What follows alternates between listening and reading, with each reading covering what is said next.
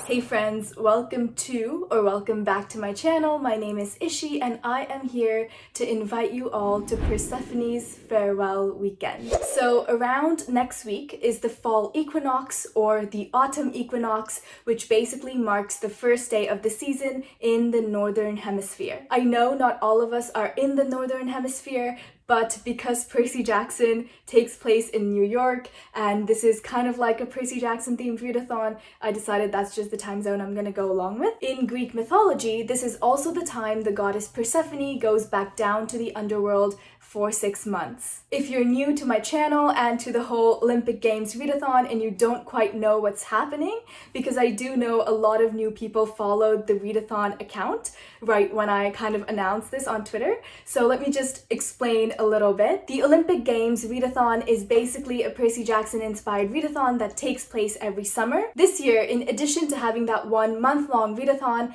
I thought it would also be fun to have smaller, more casual events throughout the year, and this is one of those smaller, more casual events. This event will start on Friday, September 24th and end on Sunday, September 26th, in whatever time zone you're in. Anyway, let's talk about Persephone, queen of the underworld.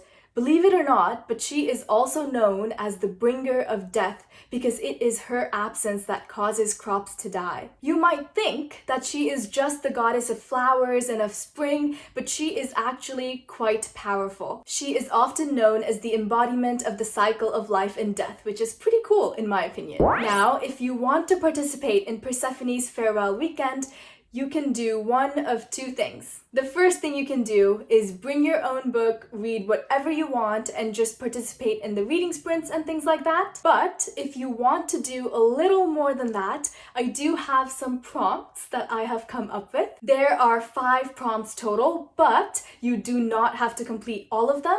You can pick and choose which ones you want to do and which ones you'd rather not do. If you're feeling super confident and want to challenge yourself, you can, of course, read one book for every prompt, but you can also count one book for multiple prompts if you want to. Personally, I am a bit of a slow reader myself, and there is no way I will be able to read multiple books over the weekend, so I definitely will be trying to find one book or 2 books that I can fit into all of these prompts. I just wanted to give you all lots of options so you can pick and choose what you want to do.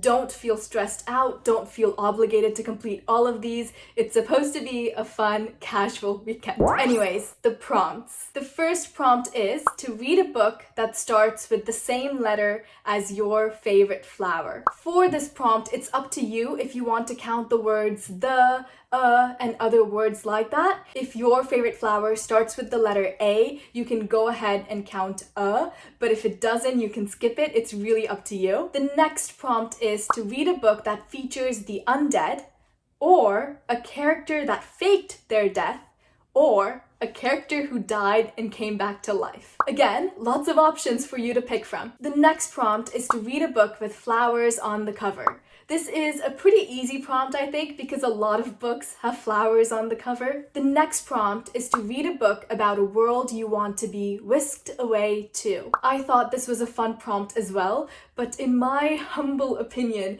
I honestly don't think Persephone was whisked away to anywhere romantically, like she was abducted. There's a little bit of difference there, but I think this prompt is still very fun. On that note, the last prompt is to read a book about a rescue mission, because after Persephone's abduction, her mother Demeter tried very hard to rescue her from the underworld. Those are all of the prompts for next weekend, and again, you do not have to complete all of them. You can pick and choose which ones you want to do, and you can count one book for multiple prompts if you want. Next, I have recommendations for some of the prompts. I obviously cannot recommend books that start with the same letter as your favorite flower, or books about worlds that you want to be whisked away to, so these are recommendations for the other 3 prompts. For books that feature the undead, or a character who faked their death, or a character who died and came back to life, you can obviously read any paranormal books, vampire books, zombie books, but These are some of the books I read this year that also fall into this category. These Violent Delights, which is a Romeo and Juliet retelling, we follow Juliet and Roma, who are heirs to opposing gangs. The Taking of Jake Livingston. This is about Jake, a high school student who can see ghosts. These ghosts are stuck in their death loop, so instead of being able to interact with them, Jake basically sees how they died because they're stuck in their death loop. The Bear and the Nightingale. This story follows a girl named Vasya who has magical powers, and there's also this handsome frost demon that shows up. Moribito, Guardian of the Spirit. This is about a woman named Balsa who has been hired as a bodyguard for a prince. I really like this story, highly recommend. A lot of the Percy Jackson books can also fall in this category because the dead, the underworld. Next prompt, a book with flowers on the cover. Again, These Violent Delights, you can count for both this prompt and the last one. The Unhoneymooners. This book is about a guy and a girl who hate each other, but they pretend to be married and go on this fake honeymoon. The Bromance Book Club. This book follows a man named Gavin who is having problems in his marriage, so he joins this book club full of men who read romance novels just so they can know how to be better partners to their significant others. Also really like this book, highly recommend. House of Hollow.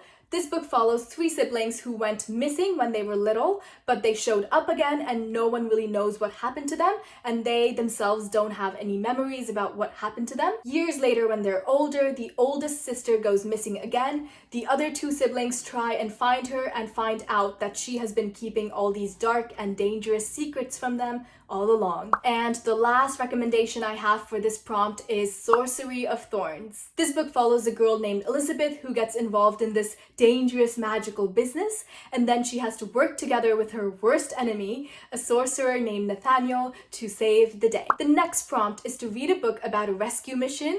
I don't have that many recommendations for this prompt, so I'm really sorry, but House of Hollow, which I mentioned before, and Moribito, Guardian of the Spirit, which I also mentioned before, can both be counted for this prompt as well. A lot of the Percy Jackson books are also about rescue missions, so you can try and look into those if you want. But yeah, those are just a couple recommendations for you if you're really struggling to find something, but you obviously don't have to read any of them if you don't want to. That is all the information I have for you today. I am really excited about this and I hope you all are too. If you have any questions at all, feel free to reach out in the comments below or on Twitter or on Instagram, and I'll try and reply as soon as possible. That's all from me today. My name is Ishi. Thank you so much for spending time with me, and I hope your day is as wonderful as you are, and see you next weekend.